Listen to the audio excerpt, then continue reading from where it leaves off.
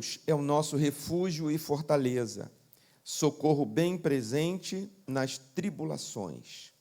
Portanto, não temeremos, ainda que a terra se transtorne e os montes se abalem no seio dos mares. Ainda que as águas tumultuem e espumejem, e na sua fúria os montes se estremeçam. Há um rio cujas correntes alegram a cidade de Deus, o santuário das moradas do Altíssimo. Deus está no meio dela, jamais será abalada. Deus a ajudará desde antemanhã. Bramam nações, reinos se abalam, ele faz ouvir a sua voz e a terra se dissolve. O Senhor dos exércitos está conosco, o Deus de Jacó é o nosso refúgio. Vinde, contemplai as obras do Senhor, que assolações efetuou na terra. Ele põe termo à guerra até aos confins do mundo, quebra o arco e despedaça a lança, queima os carros no fogo. Aquietai-vos e sabei que eu sou Deus, sou exaltado entre as nações, sou exaltado na terra. O Senhor dos exércitos está conosco, o Deus de Jacó é o nosso refúgio. Amém. Queridos, nessa noite vamos falar de uma coisa que eu tenho certeza que ninguém aqui já passou ou sabe sobre isso: estresse. Acho que vai ser uma novidade para todo mundo. Vamos falar de estresse, sobre estresse, uma coisa de outro planeta, que estou trazendo aqui para o planeta Terra nessa noite, inédito. Você vai ouvir falar sobre isso, porque nós somos uma sociedade da serenidade, da paz. Tem que explicar, né? O que é estresse, o que é viver estressado, porque a gente vive numa constante ilha de paz, de serenidade, de espírito, né? Nos proporcionando até um tédio, diz assim, nossa, mas não, que marasmo é essa vida, né? Mas não é nada disso, os irmãos já sabem o que é estresse. E eu quero começar por aqui, porque nessa noite nós não queremos estar, até quero evitar explicar, mas está só explicando o que é estresse, porque a gente já sabe bem disso. Todos nós aqui, ao contrário do que gostaríamos, já passamos por estresse. Já se sabe até que no útero as pessoas já estão sendo estressadas, pressionadas, já nascem com essa coisa que todo mundo também já ouviu falar: ansiedade. Somos uma sociedade ansiosa e isso tem causado muitos problemas a todos os seres humanos, e não exclui aqueles que professam Jesus como seu Salvador. Também passamos estresse, porque essa palavra foi escrita por seguidor de Deus na época. Foi pessoas que na época tinham Deus, né, um Deus trino, Deus de Israel como único Senhor e Deus. E também estão mostrando pelos seus escritos que sofreram grandes estresses, passaram por momentos de ansiedade. Por isso que o Salmo é tão atual para o ser humano, para a alma humana, né? Melhor do que dos melhores textos da humanidade. Esse daqui não fica velho nunca, porque é retratada aqui, exposta à humanidade na sua essência, nos Salmos. Estresse. Quando ele diz aqui, Deus é o nosso refúgio e fortaleza, socorro bem presente nas tribulações. Tribulação é uma palavra que nós evangélicos usamos, conhecemos, falamos. Que tribulação é essa? Misericórdia. Estou atribulado, estou passando uma tribulação em casa, estou passando uma tribulação no trabalho, estou passando uma tribulação existencial, comigo mesmo, eu estou sendo atribulado. E essa palavra tribulação, muitas vezes, nós já ouvimos e falamos ela tantas vezes, que é tão familiar que a gente... O que é tribulação? Tribulação é tribulação, pastor. Tribulação é tribulação, é quando, né, aí o bicho está pegando, perrengue, né? Mas essa palavra aqui, no original, quer dizer problemas, quer dizer um problema do qual você praticamente não tem saída. Há um filme, é um documentário, inclusive, baseado num fato real, de um rapaz, um homem, acho que norte-americano, que ele se dedicava a escalar canyons, sabe? Aquelas formações de rochas que tem muito... Aqui no Brasil tem também, no Rio Grande do Sul, em alguns lugares do Nordeste, temos canyons muito bonitos, mas tem gente que gosta de entrar naqueles canyons, escalar, passear lá, ir lá em tal. E esse rapaz, ele estava fazendo isso sozinho, e ele caiu numa fenda, uma fenda estreita, que ele, ao cair, ficou ali entalado. Mas era uma fenda muito profunda. Ele só não morreu porque ficou entalado ali, entre as duas pedras. Mas ele também, ao mesmo tempo que ficou vivo, não podia sair e começou a entrar em desespero, porque não tinha como se comunicar com ninguém, pedir socorro, ninguém viu, ninguém sabia, desapareceu, né? Tá andando assim naquela rocha e desapareceu. Mesmo que procurassem ali por helicóptero, depois não iam vê-lo, que estava aquela pessoa viva ali. Então, isso é estresse. Você está preso numa situação em que não vê saída, mas vê um futuro, porque por isso que o estresse causa ansiedade, porque a gente começa a ver um futuro nada bom. Bom, eu estou vivo, mas as horas vão passar, vou ter fome, sede, amanhã vem o calor de novo, nessa pedra, nesse sol e tudo, e eu vou morrer.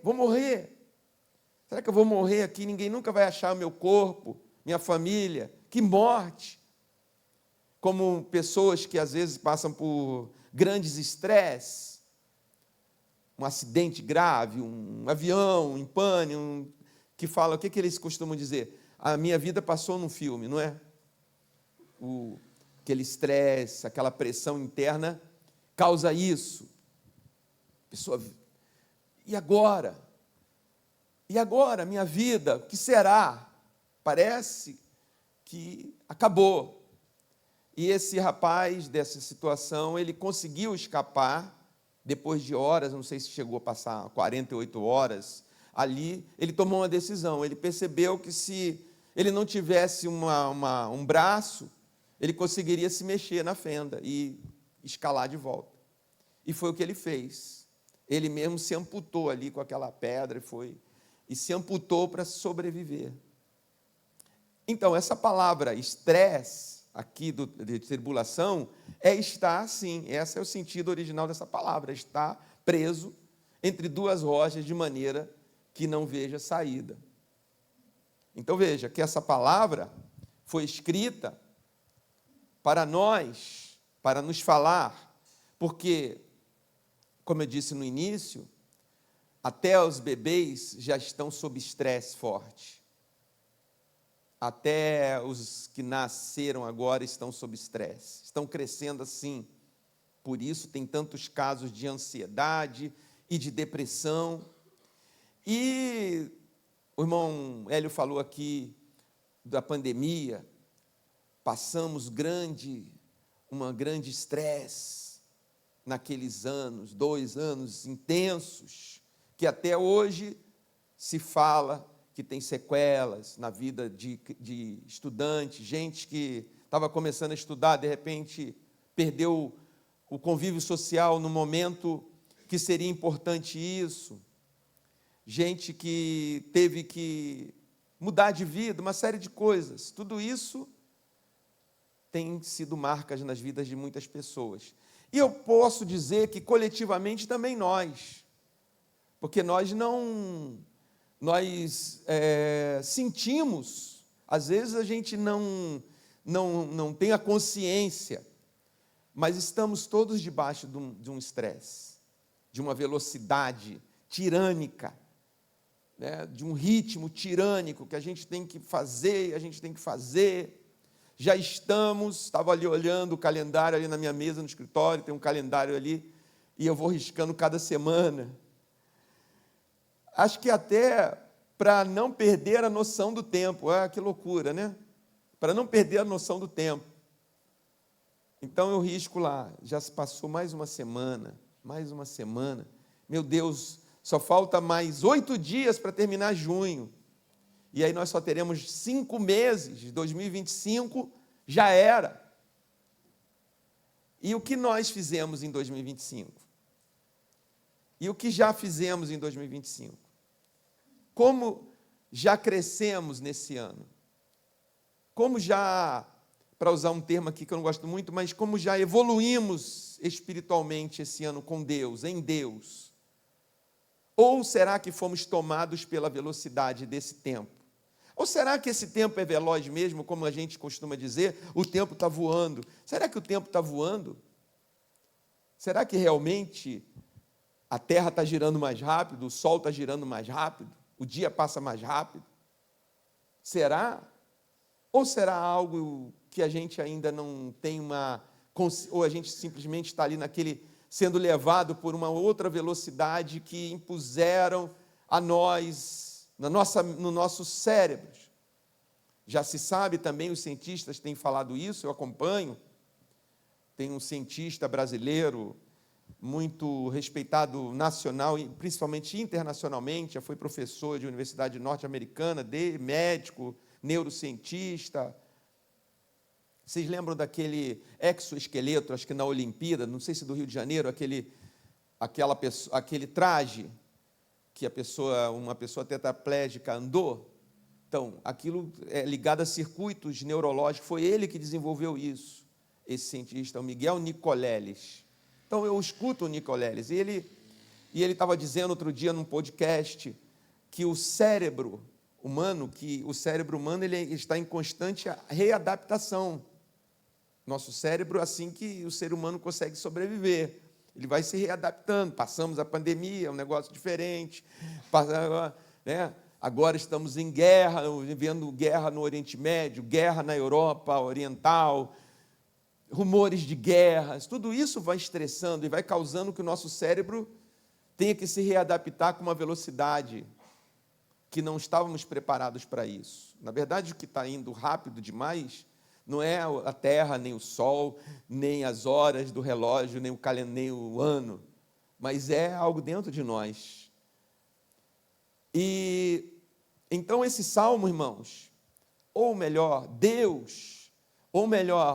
o nosso Senhor Jesus Cristo, Ele não quer que a gente ande nesse ritmo. Ele não quer que a gente ande como essa banda toca, nesse ritmo. O pessoal da música aqui vai me dar uma licença poética, me perdoar, né? Pela minha intervenção na música. Então, a gente sabe que a música ela é dividida em compassos. Uma música ela é toda cortadinha em compassos ali. Então, o músico, ele sabe, ele lê, tem um número, uma fração assim, 2 por 2, 3 por 4, 4 por 4, 6 por 8. Isso é a divisão da música dentro do compasso. Quer dizer que cada compasso tem que ter aquele tempo que está definido ali. 2 por 2 é bem rápido, né? 2 por 2 é ping-pong, ping-pong, ping-pong.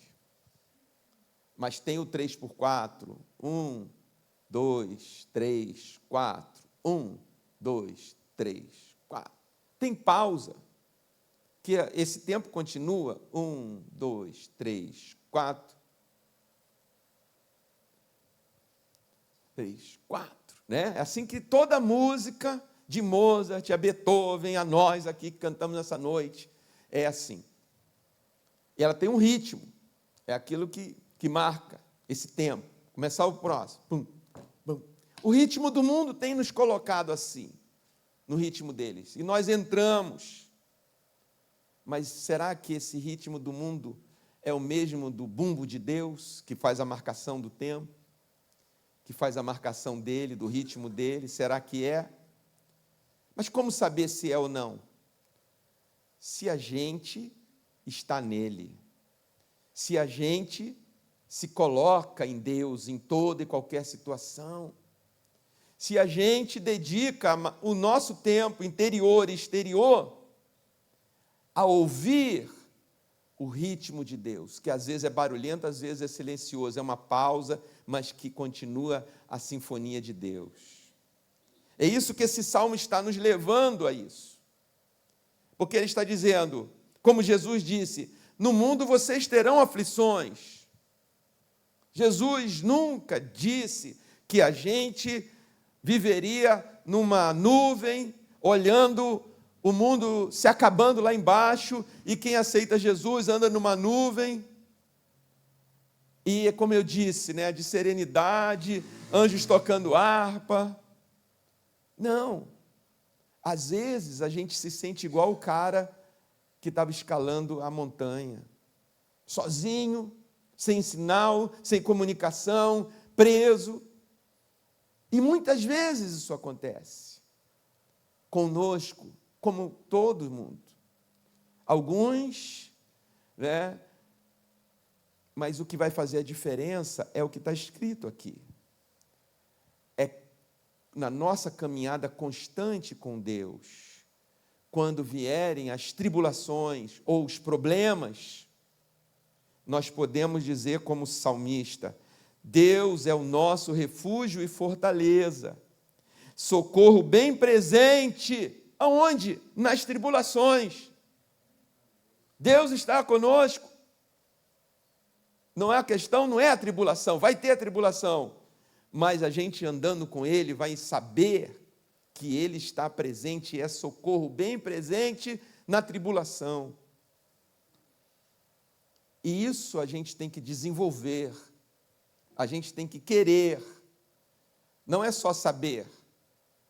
Queridos, eu peço a vocês, não escutem a palavra de Deus apenas como uma informação, porque é assim que a gente está treinado a receber uma informação. Esse homem fica falando aqui 30, 40, 50 minutos, quando está empolgado um pouco mais, muita informação, e a gente, nosso cérebro, de novo, está sempre treinado para receber informações, deletar algumas, esquecer outras, preferir outras, competir com o celular, ansiedade de ver de novo alguma coisa numa rede social, como é que está aqui e tal, está difícil em tudo, irmão, você citar, levar a palavra para a escola, mas está difícil em tudo,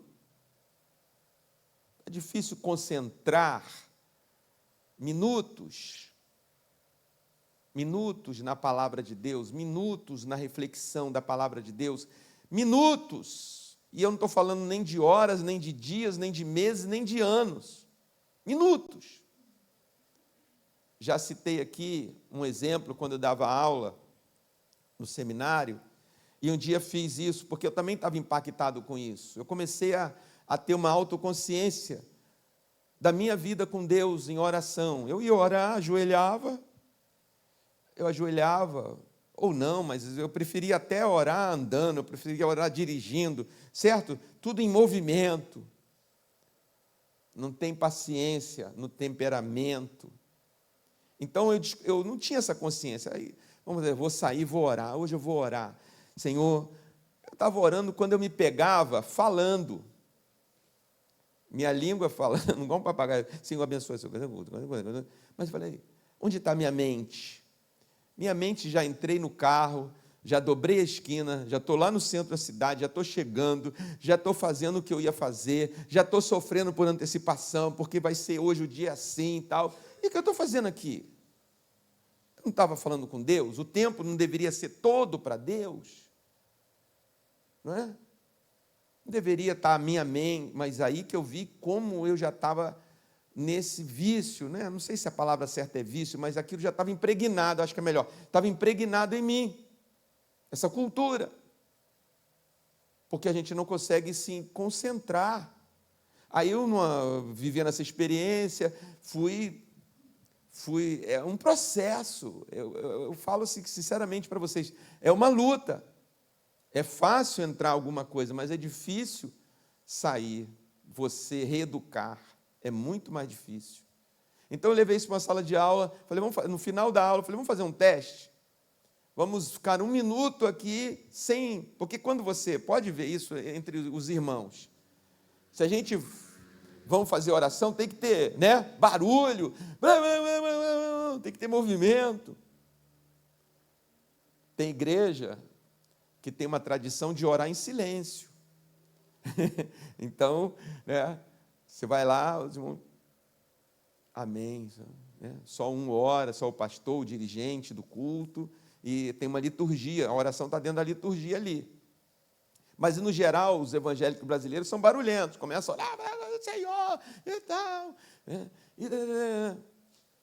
Aí eu falei, então nós vamos orar mentalmente, porque eu queria fazer um teste com eles. Vamos orar mentalmente, 1 minuto, eu vou ficar aqui olhando o relógio, vocês podem fechar os olhos, e orar, falar com Deus. E fiquei olhando eles, as expressões faciais, o incômodo, né?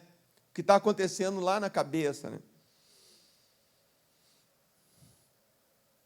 Porque, com certeza, 10 segundos depois, a mente já está em outro lugar, já foi, já está preocupado, que hora isso vai? Ansiedade. Aí você descobre o que é, onde a ansiedade já se instalou em você com Deus, no teu relacionamento com Deus. Mas aqui está dizendo que na nossa tribulação, não é a ansiedade que nos domina, quem está no controle é Deus, é o Senhor Jesus. E não é essa, não adianta gritar lá, Senhor, falar em línguas, gritar um monte de coisa, e não vai acontecer nada. O desespero vai continuar dentro. Eu vou morrer, é só o que me restou, é o fundo. Mas gritei, chamei, Deus não ouviu. Não, não é assim que Deus ouve. Não é como eu preciso gritar para Deus ouvir. Pode até gritar, com uma expressão. Eu gosto de gritar, às vezes. Né? Tem lugar que eu oro e grito, aleluia. Tiver, né? Porque é a liberdade de Deus, a gente não vai também prender, né? Mas aí depois eu perguntei, e aí, o que vocês sentiram? Nossa, pastor, na hora que comecei a orar já foi difícil, eu não consegui ficar, ninguém conseguiu ficar 1 minuto, seminaristas que iam ser pastores e foram depois.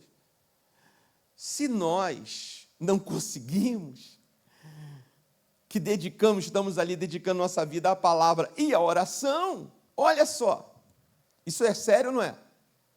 Se você entregou sua vida para Deus usar, um pastor, um missionário, alguém que, né, vive assim, dedicou a quê? A palavra e a oração. Para quê?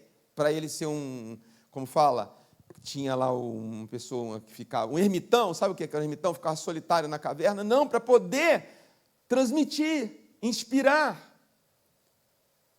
ensinar a igreja do Senhor, cuidar da igreja do Senhor, a orar, a ter, né, amor pela palavra, e assim, olha o irmão falando, o resultado disso na nossa sociedade. Toda vez que o irmão Vanildo vem aqui, tudo que eu já vi, eu já trabalhei em hotel, estava lá, na gaveta, em cada gaveta tinha uma Bíblia do Novo Testamento.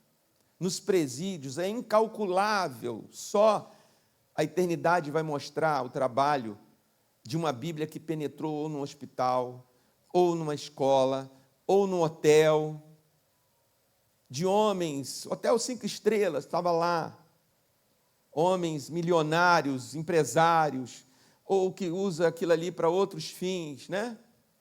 Mas ali do lado, abre talvez a gaveta numa hora de depressão e tem lá a palavra de Deus. Só a eternidade vai revelar o quanto alguém num presídio um dia leu aquilo ali, foi impactado e formou uma igreja dentro de um presídio. Tem muitas igrejas hoje dentro dos presídios, com pastores e pastoras que ainda estão cumprindo pena, mas se converteram, fizeram seminário online ali que o Estado deixa, né? E pastoreiam aquelas igrejas, sabem falar com que o jovem que está chegando no sistema, sabem pastorear, e almas estão indo para o céu. E tem que ter a palavra lá. Que sem a palavra eles vão ensinar o quê? Aqui na igreja, no meio cristão, se não tiver a palavra, nós vamos ensinar o quê? Para nós mesmos, para os nossos filhos, para os jovens, para o mundo. Que modelo? Se a tribulação nos vencer, como vence todos os seres humanos. Por que nós não caímos? Porque a palavra de Deus diz isso, nós somos atribulados, mas não permanecemos no chão. Paulo escreve isso. sofremos, mas não somos, mas ficamos perplexos, mas não entramos em depressão por causa da perplexidade. Oh, o que estão fazendo? Que mundo é esse? A gente fica perplexo. Perseguição, incompreensão, injustiça. Como que nós vamos enfrentar, queridos? Como que você vai enfrentar as tribulações atuais e as tribulações que a gente está vendo aí num crescente? Como? Você já pensou nisso? Se você não pensou, o Salmo 46 está lhe dizendo: Deus é o nosso refúgio e fortaleza. É o lugar onde nós ficamos na tribulação. Nos refugiamos, porque Deus nos refugia, Deus nos ampara. Sabe o que é refugiar? É outra palavra forte. Você já precisou de refúgio? Na casa de um parente, na casa de uma avó, porque não tinha onde dormir. Refugiar é isso, alguém abriu a porta e falou: pode deitar aí, pode dormir, pode se abrigar, você não vai ficar exposto à rua, às coisas. Você vai encontrar refúgio, fala: aqui é que eu estou abrigado, eu estou protegido na casa da minha avó, na casa da minha tia, na casa de não sei de quem, na casa dos meus primos. Eu já passei por isso, aos 14 anos, com meus pais, meu pai e minha mãe tivemos que nos refugiar na casa de parentes, só com a roupa do corpo. Mas o alívio que você tem, a dor de você ter que sair correndo da sua casa, mas você tem alguém que abre a porta à noite e fala: pode entrar vocês, pode ficar aqui, o tempo que for preciso para passar essa tribulação. É isso que o Salmo está dizendo. Ele é o nosso socorro, ele é o nosso refúgio e fortaleza. Continuando, irmãos, eu creio até que eu já vou para os últimos versos, porque eu vou ficar antes dos últimos versos aqui, olha, no 4, 5 e 6. Há um rio cujas correntes alegram a cidade de Deus, o santuário das moradas do Altíssimo. Deus está no meio delas, jamais será abalada. Deus a ajudará desde antemanhã. Bramam nações, reinos se abalam, ele faz ouvir a sua voz e a terra se dissolve. Há um rio cujas correntes alegram a cidade de Deus. Veja, esse salmista, como nós, vivia numa cidade qualquer. Eu não sei se era Davi que vivia em Jerusalém, ali no Monte Sião, naqueles lugares ali. Alguém da região ali, do Oriente Médio, né, atual Israel, ali, vivia ali. Ele tinha a cidade dele, grande, pequena, importante ou não. Mas na tribulação, ele está dizendo, há uma cidade de Deus. Essa cidade, ela pode ser invadida pelos assírios, como já foi lá na história. Ela pode ser invadida pelos babilônios, como já foi na história. Ela pode ser queimada, incendiada, como foi no tempo dos babilônios. Depois, no tempo dos romanos, que deixaram pedra sobre pedra, como Jesus falou. Em 70 depois de Cristo, Jerusalém foi arrasada. Queimaram tudo, queimaram o templo, derrubaram tudo. Acabaram, expulsaram os judeus e falaram assim: nunca mais vocês põem os pés aqui, isso não é mais de vocês não, sumam. Os romanos botaram os judeus para correr, ficaram de 70 depois de Cristo até 1948, depois da Segunda Guerra Mundial, que conseguiram formar o Estado de Israel por causa da Segunda Guerra, do genocídio. O mundo estava comovido e as Nações Unidas, hoje provavelmente não conseguiria, mas naquele momento votaram e disseram. Aliás, o primeiro voto foi de um brasileiro, o Oswaldo Aranha, um grande ministro que estava lá, na época ele era o presidente, foi o primeiro, foi um brasileiro, Oswaldo Aranha, e ele que encaminhou o pedido a vamos estabelecer o Estado de Israel. Inclusive, ele é muito querido na história de Israel moderno. E voltaram. Então, se nós formos fazer a nossa, como fala, a nossa fundação nas cidades, estava vendo ali na blusa do filho do Bruno, né? Michigan, Detroit. Eu estive em Detroit em 2009, com os irmãos da igreja do Nazareno lá, do estado do Michigan, moram nos arredores dessa cidade de Detroit, e foram eles que fizeram a parceria. Essas paredes foram levantadas por esses irmãos, vieram do Michigan, e eu tive a oportunidade de fazer uma visita a eles em 2009, conhecer a cidade deles, mas eles não moram na cidade. E aí eles me levaram a conhecer, um deles me levou a conhecer Detroit, depois me levou para ver um jogo de beisebol, que eu não entendi nada, né, do estado do Detroit Tigers. Né, não entendi nada. Aquilo lá parece ficar horas e horas conversando, não estou entendendo nada das regras desse jogo. Mas lá está a sede da General Motors, fui à sede da General Motors, a sede da Ford, que eu não fui, da Chrysler. As maiores empresas automobilísticas dos Estados Unidos até os anos 80, que dominavam o mercado nacional, americano e internacional. Aí começou a vir os carros da Ásia, e o que aconteceu com Detroit? Quebrou. Aqueles prédios, o centro da cidade, parece muito o nosso São Paulo, ali em algumas regiões de São Paulo, que era o Brás, aquelas portas de loja fechada, você vê que era antiga ali. Detroit, que foi o coração, foi o orgulho dos americanos da indústria. Um dia falaram, não, vamos tirar essa indústria daqui, vamos mandar para o outro, vamos mandar para a China. Os motores, as coisas, vamos para aqui. Então aquilo lá virou museu, Ford, Chrysler, GM, são museus. Nem sei como está hoje, acho que está pior ainda.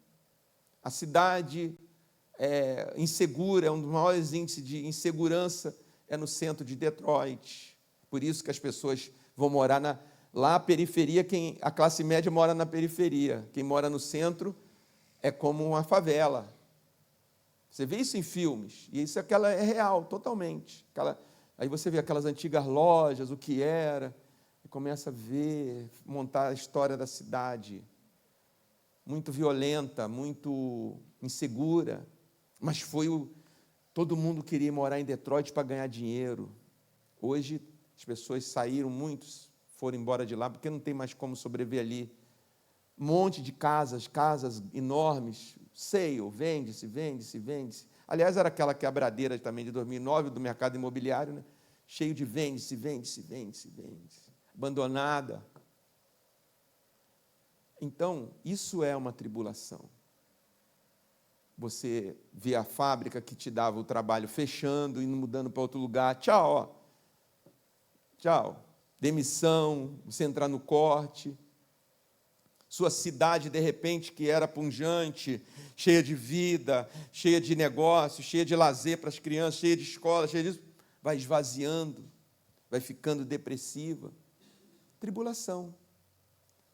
Mas ele está dizendo, há um rio cujas correntes alegram a cidade de Deus. Há uma cidade de Deus. A gente contempla a cidade de Deus. A nossa confiança interior não está na cidade que a gente constrói com as nossas mãos. Porque o que a gente constrói com as nossas mãos, a própria natureza pode destruir. O próprio sistema econômico pode quebrar e fechar tudo e mandar a gente embora.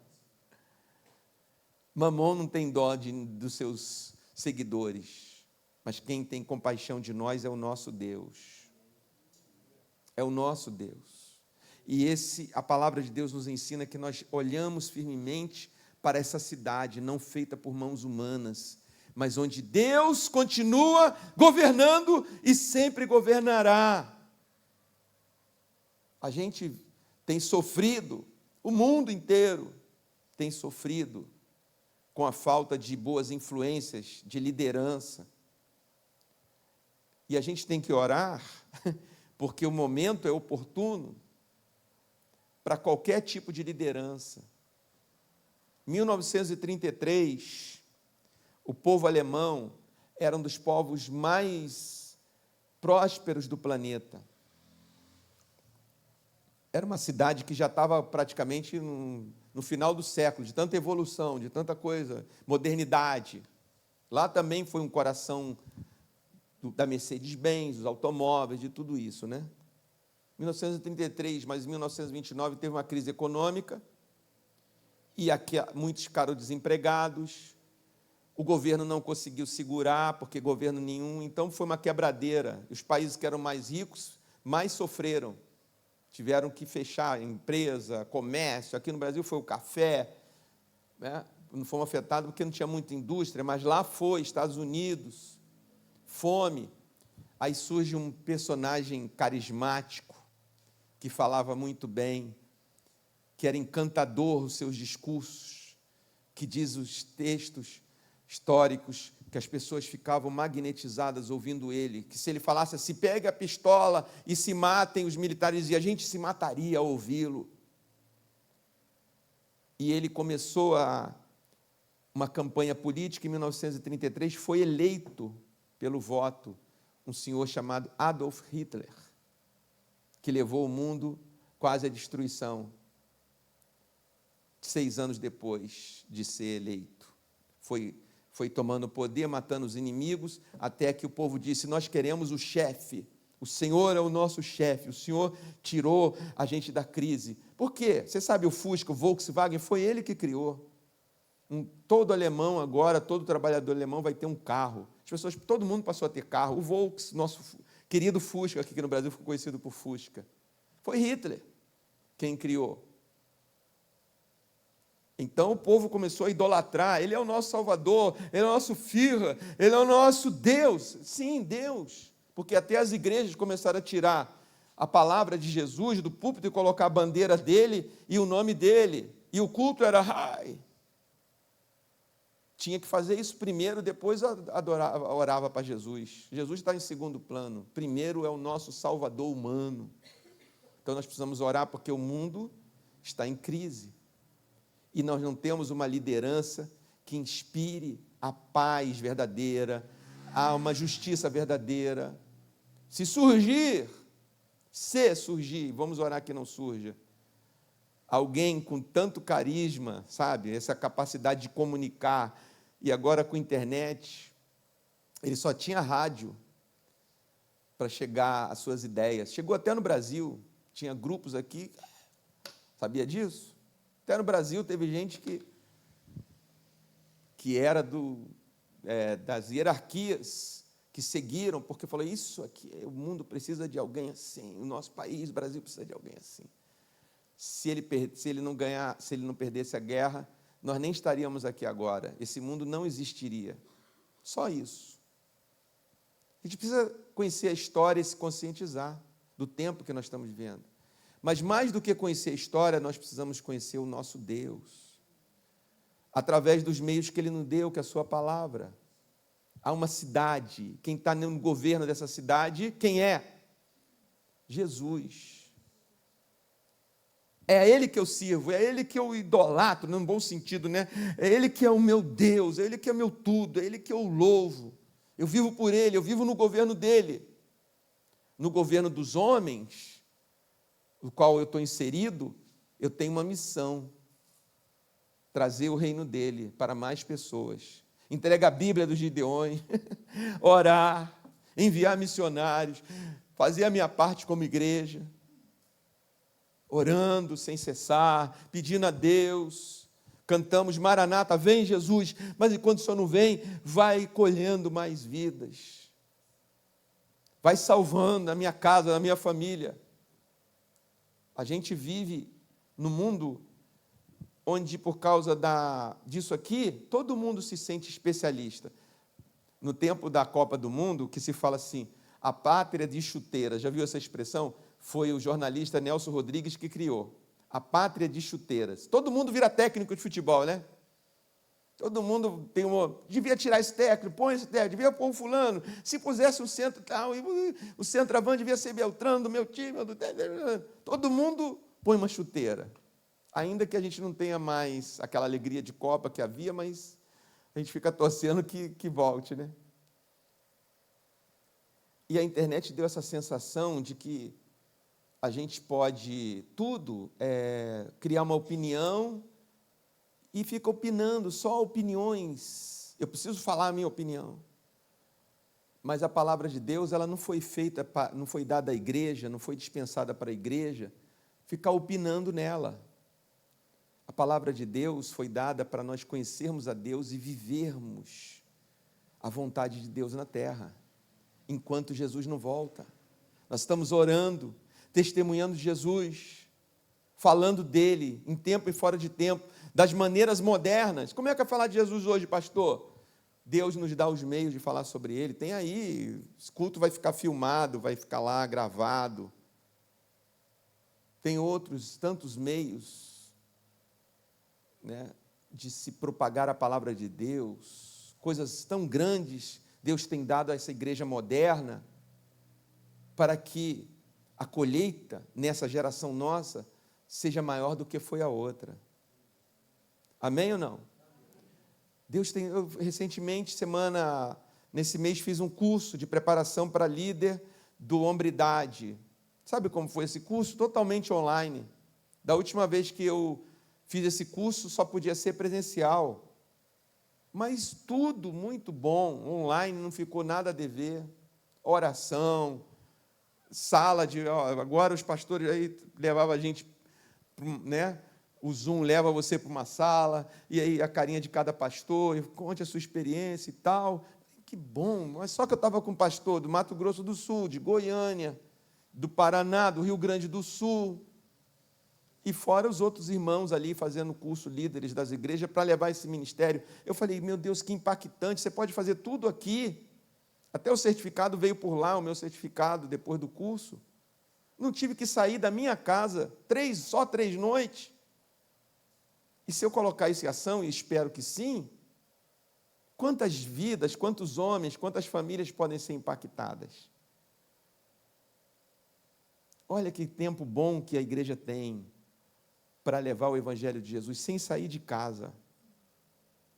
Pode celebrar Jesus, levar a salvação de Jesus a outras vidas, de 10, de 15 e de tantos outros.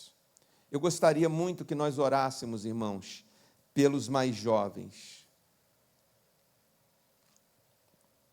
porque eles têm, vocês sabem disso, não é à toa que se chama influenciadores, eles têm milhares de influenciadores, mas nós precisamos orar para que o maior influenciador da vida deles seja Jesus. Amém ou não? Seja Jesus. Nós precisamos orar, não sei o que fazer, ninguém sabe, como é que vamos orar, porque Jesus também não precisa que eu ensine a ele como é que ele faz para chegar aos jovens, chamar os jovens, ser procurado por um jovem, falar assim, pastor, eu quero saber esse negócio de seminário, eu quero me preparar, eu ia fazer medicina, mas Deus me chamou, e agora eu quero servir a Deus, eu descobri que é isso, eu tenho chamado para isso. Ou então Deus me chamou para ser médico, mas eu quero ser um médico missionário. A gente precisa que os nossos jovens, nós, os veteranos, nós temos o poder de sustentar financeiramente. Os jovens não têm. Mas nós podemos orar por eles, porque eles é que têm a força, a energia para ficar num sol, com todo respeito aos irmãos, o irmão Ivanildo deve ser mais ou menos da minha idade, para ficar no sol com um bonezinho na porta de um colégio, entregando Bíblia. Mas o jovem pode chegar aí, galera, chega aí com aquela linguagem deles e tal, é um negócio aí. Ele olha para mim, lá na porta do colégio, e fala, o que aquele coroa está com a Bíblia? Né? Esse velho, até quebrar o preconceito, até ele entender que eu não sou um velho, né? Na cabeça dele, mas isso já fecha.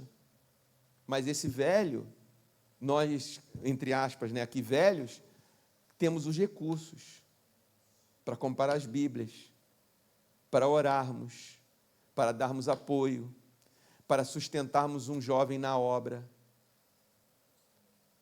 para enviarmos jovens, casais para o ministério. Olha, conversei com um amigo, almocei recentemente, ele veio aqui, o irmão Clésio. Tem até um podcast nele no Jesuscope. Vocês procurem lá, Jesuscope, S-O-C-O-P-Y. Aí procurem lá Clésio, ele vai dar um testemunho da história, blá, blá, blá. Ele já pregou aqui, mas eu almocei com ele e tal, então ele tem uma filha, ele teve gêmeos, um casal e um mais novo. O mais novo é aviador, está cursando aqui em Pirassununga, já está pilotando aqueles aviões Tucano, já está nos primeiros voos. O casal, terminou medicina, está terminando medicina, está fazendo agora residência na Unicamp, e a menina fez direito. Mas depois de fazer direito, já trabalhando no escritório em São Paulo, Deus me chamou para missões. Está fazendo missões lá num país que a gente não pode ficar falando o nome, que ela está lá, não foi abrir igreja, porque lá não se abre igreja, não é igual aqui que se abre igreja. Não é aqui que a gente junta na garagem da gente e começa um culto. Não pode nem chegar lá, tem que chegar de acordo com aquela cultura. Então, essa menina deixa tudo, ela tem 26 anos, ela tem 25 anos, ela deixa tudo, mas é isso que Deus quer. E nós da igreja devemos querer, porque eles têm a força, eles têm 50 anos de vida. Eu não tenho, você pode ter, mas eu não tenho mais 50 anos para dar para a obra de Deus. Agora, daqui para frente, tudo é lucro. Como alguém falou, eu agora tenho mais passado do que futuro. Se eu não cuidar, só vou ficar falando de passado. Mas os jovens têm um mundo aí, tem a linguagem, tem a cultura. E nós, como igreja atual, a mantenedora, tem a missão de orar, enviar e apoiar. Receber também, missionários que vêm, vamos apoiar, vamos acolher, missionário aqui da igreja, vamos abrir obra aqui na cidade, vamos tal. Eu sinto falta disso na igreja moderna. Eu não sei se é só aqui que está acontecendo isso, mas eu acho que, pelo que eu vejo assim, que eu não sou muito de ficar olhando por cima da cerca dos outros, mas pelo pouco que eu vejo, não está acontecendo muito. Eu vejo aqui, nós temos um curso de teologia, e é tudo gente madura que vem fazer, nada contra, amém. Mas eu falo, cadê os 15, 16 anos? Podia estar fazendo, estudou de manhã, podia estar fazendo esse curso à noite, para aprender mais a palavra, saber melhor. Viu, irmão Hélio? Não é só na distribuição de Bíblia que a gente precisa orar. E por fim, vem a palavra, aquietai-vos e sabei que eu sou Deus, sou exaltado entre as nações, sou exaltado na terra. O Senhor dos exércitos está conosco, o Deus de Jacó é o nosso refúgio. Deus está conosco. E o que Ele diz para nós nessa noite? Para nós nos aquietarmos. Essa palavra original, aquietar, é o mesmo sentido de relaxar, desestressar. Não falei que ia falar sobre estresse? Então, desproblematizar. Se relaxe, porque Deus está dizendo, vamos relaxar e saber que Ele é Deus. Olha que coisa interessante. Mas eu sei que isso é difícil, assim como exercitar, desopilar minha mente, desintoxicar minha mente dessa velocidade, relaxar também é muito difícil. Mas precisa começar. Que tal hoje? Que tal você começar hoje a dizer para Deus, eu quero começar a me aquietar na tribulação. Você precisa entender que a tribulação, todas as coisas cooperam para o bem daqueles que amam a Deus. Amém?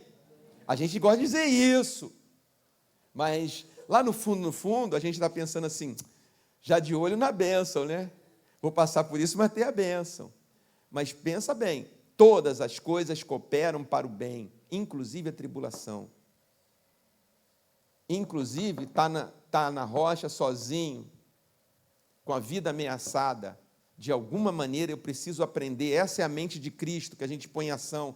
Senhor, o que eu posso tirar daqui para o meu crescimento espiritual, para o meu crescimento contigo, para a minha vivência com o Senhor? Ele manda relaxar, ele manda se aquietar. Mas é difícil, porque eu já caio no estresse, porque eu já estava ansioso, e no estresse eu fico mais ansioso ainda. E a última pessoa, eu nem falo com Deus coisa nenhuma. É assim, vamos ser sinceros. Na vida real não é assim? A gente quer que alguém nos ajude, que apareça um salvador. Lembra de novo o Salvador da Pátria? Apareça lá, estenda o braço e nos tire. É isso que está no nosso inconsciente. E às vezes essa é a grande lição que Deus quer de nós quando Ele permite que a gente passe por alguma tribulação. Em quem você confia? Em quem você tem crido? Você pode dizer como o apóstolo Paulo: eu sei em quem tenho crido, e eu também sei que Ele é poderoso para fazer infinitamente mais.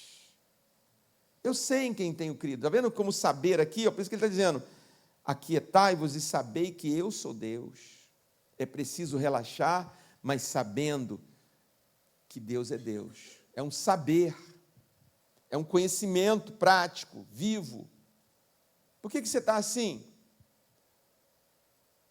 Dizem que John Wesley, o patrono da Igreja do Nazareno, que inspirou a Igreja do Nazareno muitos 100 anos antes dela surgir, ele morava numa casa pastoral, tinha vários irmãos, era uma família pastoral grande naquela época, no interior da Inglaterra, um ministério muito difícil.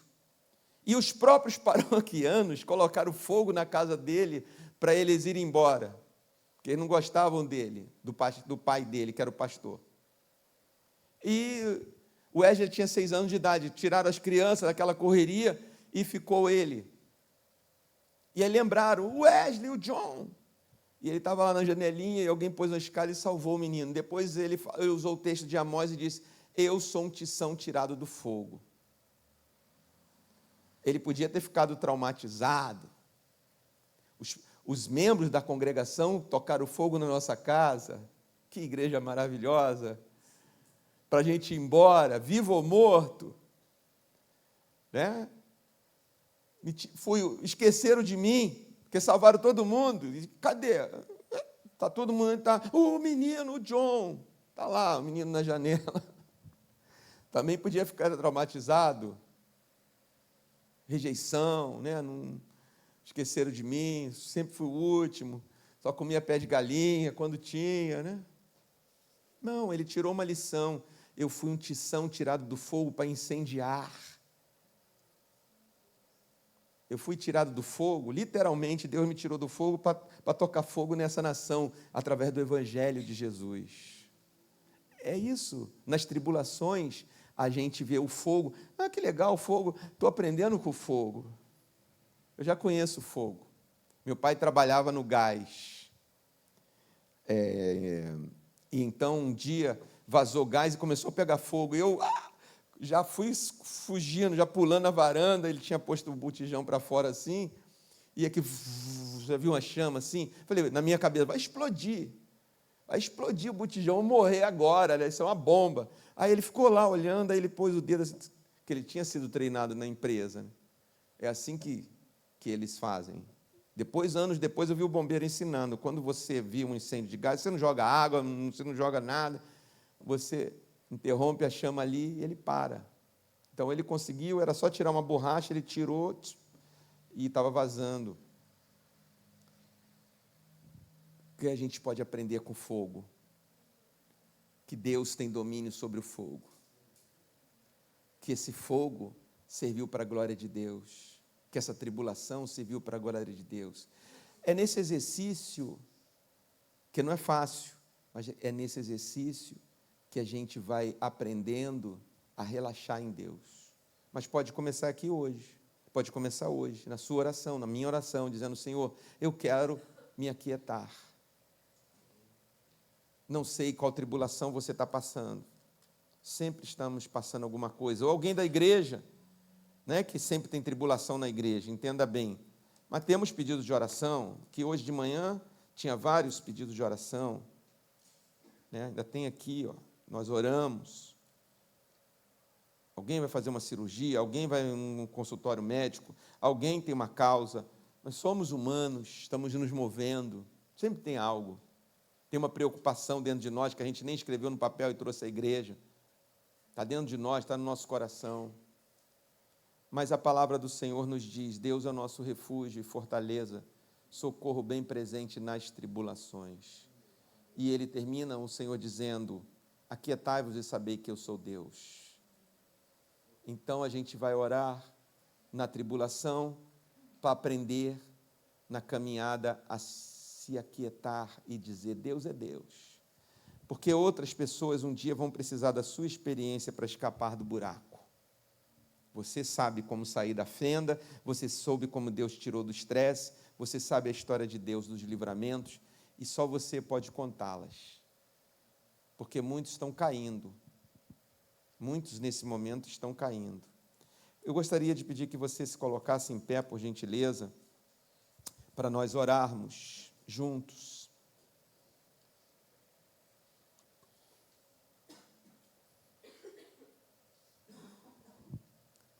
Senhor Jesus, nessa noite, eu quero orar junto com meus irmãos, para começarmos a viver o que este Salmo 46 nos diz que façamos, nas tribulações.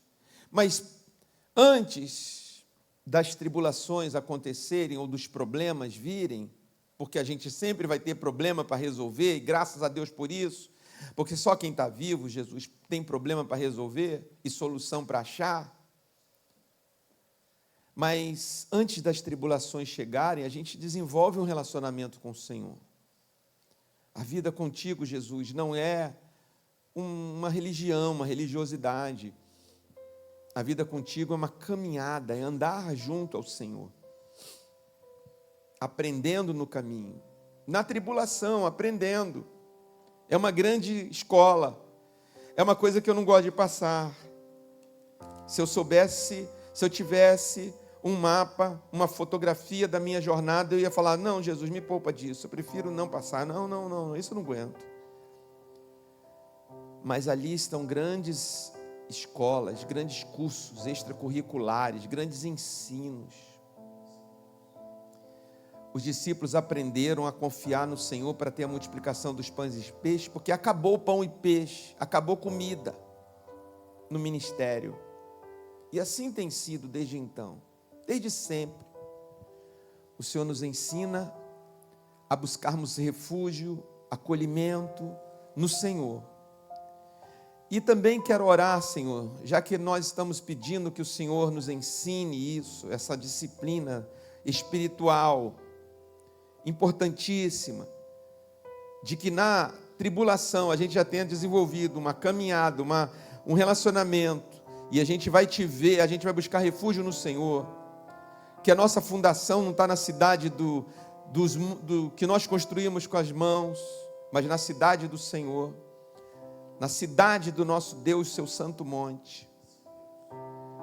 Nós aprendamos a nos aquietar e saber que o Senhor é Deus, e termos esse estilo de vida. Oh Deus, que maravilhoso conquistar esse estilo de vida. Socorro bem presente na tribulação. Você não está atribulado? Me dirão: estou. Mas por que não está desesperado? Porque Deus continua sendo Deus, e Ele diz para eu me aquietar. Não adianta eu ficar chutando o ar, esmurrando um fantasma invisível. Não adianta eu correr, pular, me enterrar.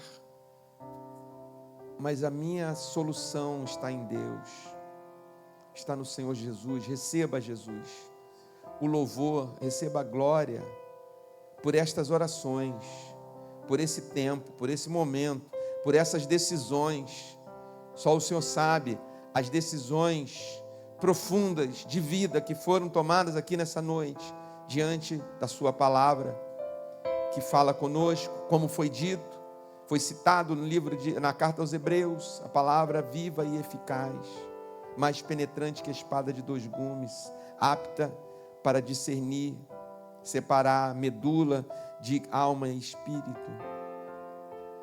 Abençoa, Senhor, livra da tribulação, Ensina na tribulação a crescer o teu filho, a tua filha. Socorre na sua casa. Socorre nas nossas impotências que a gente gostaria de fazer e não consegue mudar. Nos ajude. Nos ajude, porque é do Senhor que vem o nosso governo, é do Senhor que vem a nossa força. Abençoa este lar, abençoa esta casa, livra do mal. Levanta os teus filhos nessa geração para serem mantenedores, para serem apoiadores, para orarem com fé, para que o Senhor mova na igreja, mova nas pessoas, mova nos ministérios, mova nos homens, nas mulheres, nas crianças. Precisamos desse mover do Senhor, Jesus, urgentemente. Aqui estamos clamando. Essa é uma tribulação que a igreja está passando, mas ela não se percebe disso. Mas nós estamos orando nessa noite, e eu creio que essa oração chegou ao Senhor, e o Senhor responderá da maneira que o Senhor responde, não da maneira que eu quero, mas da maneira que o Senhor quer. Dê-nos uma semana abençoada, livra-nos do mal, nesta última semana do mês de junho. Entramos no mês de junho te louvando, pedindo por ele, estamos terminando ele, graças a Deus, que consigamos encerrar este mês sem doenças, sem problemas, sem dores, mas na graça, na paz do Senhor. E que não só isso, mas principalmente continuemos a testemunhar do poder e da maravilhosa graça do Senhor nesse tempo. E que o amor de Deus, o nosso Pai, que a graça do nosso Senhor e Salvador Jesus Cristo, que a comunhão e as consolações do Espírito Santo estejam conosco hoje e todos os dias, em nome de Jesus. Amém. Amém, queridos. Deus abençoe, uma semana abençoada a todos.